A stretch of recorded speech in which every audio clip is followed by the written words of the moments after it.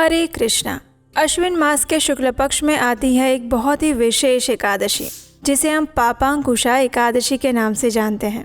ये एकादशी मनुष्य के सभी पापों का नाश करती है और मनुष्य को परम आध्यात्मिक उच्च गति प्रदान करती है।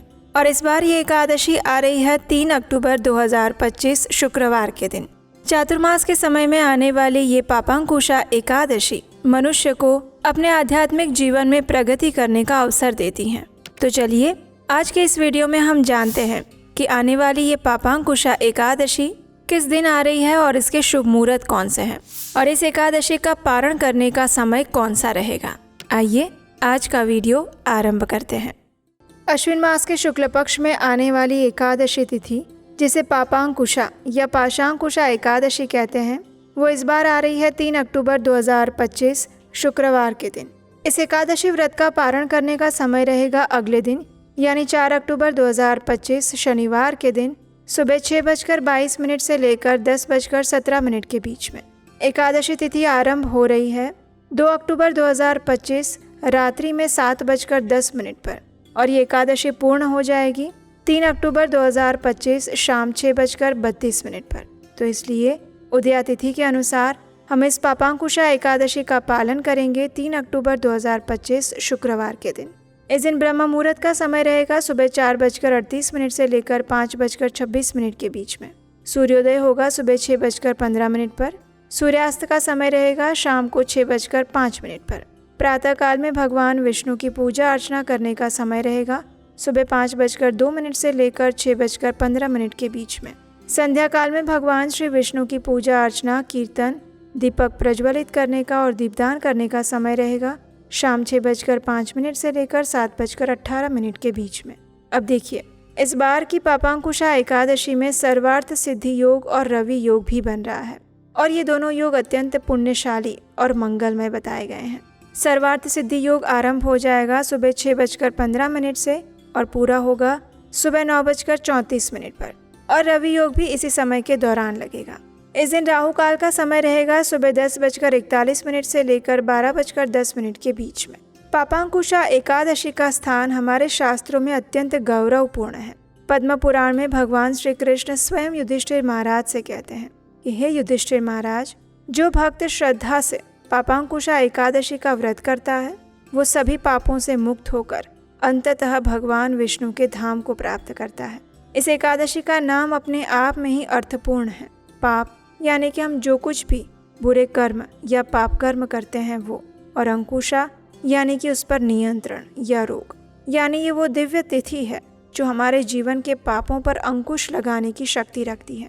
शास्त्रों के अनुसार इस एकादशी का पालन पूर्वजों के उद्धार के लिए भी किया जाता है। इस दिन प्रातः काल में स्नान करके दान देने से और इस एकादशी व्रत का पूर्ण श्रद्धा और भक्तिभाव से पालन करने से मनुष्य को अक्षय फल की प्राप्ति होती है और भगवान श्री विष्णु अत्यंत प्रसन्न होते हैं। चलिए अब देखते हैं कि इस पापांकुशा एकादशी व्रत का पालन करने की विधि क्या रहेगी। तो जब हम एकादशी व्रत का पालन करते हैं तो हमें शारीरिक और मानसिक रूप से शुद्धता और पवित्रता का पालन करना चाहिए। शारीरिक शुद्धता यानी उस दिन प्रातः ब्रह्म मुहूर्त में उठकर स्नान इत्यादि से शुद्ध होना, शुद्ध वस्त्र धारण करना और संपूर्ण दिन उपवास का पालन करना। उपवास के दौरान हम किसी भी प्रकार के अन्न का भोजन नहीं लेते।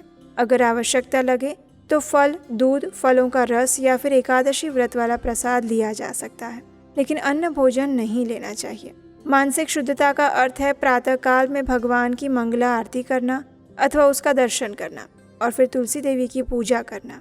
उनके समक्ष बैठकर हरे कृष्ण महामंत्र का जप करना, यानी हरे कृष्ण कृष्ण कृष्ण हरे हरे, हरे राम राम राम हरे हरे। इस महामंत्र की अधिक से अधिक माला का ध्यान पूर्वक जप करना। संपूर्ण दिन में भी आप ये माला पर जप कर सकते हैं। भगवान की कथा का श्रवण करना और भगवत गीता, श्रीमद् भागवतम जैसे ग्रंथों का अध्ययन करना। एकादशी के दिन मानसिक शुद्धता का अर्थ ये भी होता है कि किसी के बारे में बुरे भाव मन में ना लाना और कटु वचन ना बोलना, आलस्य, अहंकार और क्रोध ना करना, असत्य वचन इत्यादि से बचकर रहना, व्यर्थ की बातों और कार्यों में समय ना गंवाना और अपनी मानसिक चेतना को अधिक से अधिक भगवान श्री कृष्ण पर केंद्रित रखना। इस प्रकार निष्ठापूर्वक एकादशी व्रत का पालन करके अगले दिन द्वादशी पर इस व्रत का पारण किया जा सकता है। पारण के समय में भी ध्यान रहे, शास्त्रोक्त विधि अनुसार आप इस पापांकुशा एकादशी व्रत का पारण करें। अब कई भक्तों का एकादशी के अगले दिन द्वादशी पर प्रदोष का व्रत भी होता है, क्योंकि कई बार त्रयोदशी तिथि द्वादशी में सम्मिलित हो जाती है। ऐसे समय में एकादशी के अगले दिन ही त्रयोदशी पर प्रदोष का व्रत आ जाता है। और ऐसा ही प्रदोष का व्रत यानी शनि प्रदोष व्रत इस बार भी पापांकुशा एकादशी के अगले दिन आ रहा है। तो ऐसे में एकादशी का पारण कैसे किया जाए, तो देखिए, जब आप एकादशी व्रत का पारण करने के लिए जाते हैं तो सबसे पहले सभी शास्त्रोक्त नियमों का पालन कर लीजिए। ब्राह्मणों को भोजन कराना, भगवान को भोग लगाना, अपनी क्षमता अनुसार दान देना और बाकी सभी पारण के नियमों का पालन कीजिए। उसके बाद जब आपको स्वयं पारण करने का समय आता है तो उस समय आप सबसे पहले भगवान श्री हरि से और भगवान शिव से प्रार्थना कीजिए कि इस एकादशी व्रत का पारण करने के लिए आप इस अन्न के एक दाने का स्वीकार कर रहे हैं, और उसके बाद आप अपना शनि प्रदोष व्रत यथावत चालू रखेंगे। इस प्रकार प्रार्थना करने के बाद, भगवान शिव से उनके आशीर्वाद की याचना करने के बाद आप चावल का एक दाना जो कि भगवान को अर्पित किया गया है उसी को स्वीकार करके अपना एकादशी व्रत पारण कर सकते हैं। ऐसा करने से आपका प्रदोष व्रत खंडित भी नहीं होगा और एकादशी व्रत का पारण भी हो जाएगा। और ये शास्त्रों में बताई गई विधि है और उसका प्रमाण है अम्बरीश महाराज की कथा। तो ये थी आने वाली पापांकुशा एकादशी के विषय में संपूर्ण जानकारी। आशा है ये जानकारी आपको उपयोगी लगी होगी। अगर ऐसा है तो इस वीडियो को लाइक कीजिए और अधिक से अधिक लोगों को शेयर कीजिए ताकि उन्हें भी पता चले इस बार पापांकुशा एकादशी कौन से दिन आ रही हैं और इसके शुभ मुहूर्त कौन से हैं।